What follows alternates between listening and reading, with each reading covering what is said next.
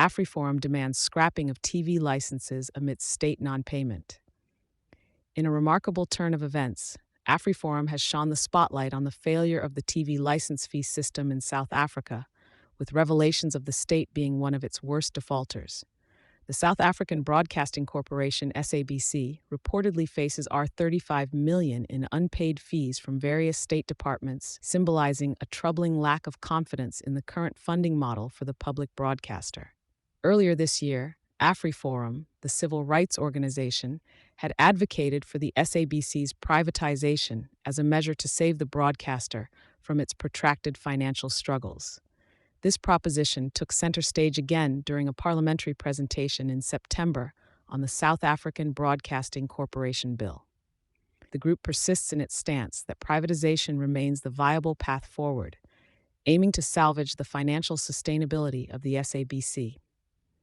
Ernst van Zyl, head of public relations at AfriForum, stresses that the significant increases in TV license evasion rates, spiking from 72% in 2018 to an unprecedented 85.8% in 2023, are indicative of a broader disapproval of the license system, one that the state itself now seems to echo by withholding payments.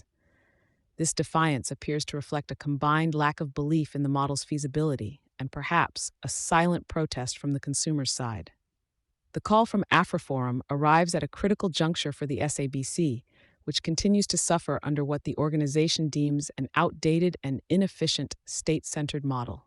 It suggests that clinging to the obsolete mechanism of TV license fees is serving to exacerbate the corporation's struggle for relevance and fiscal strength in an era of rapidly evolving content consumption habits.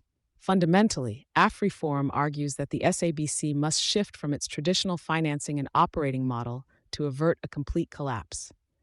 Privatization, in their view, could forge a path to renewal by rebuilding viewer trust and redefining the broadcaster's position in the digital age.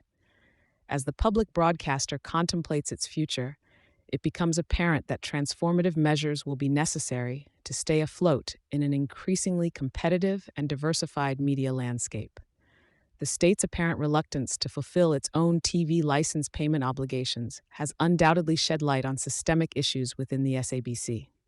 This discussion opens up broader thematic considerations around public broadcasting, accountability, and the search for more sustainable revenue models.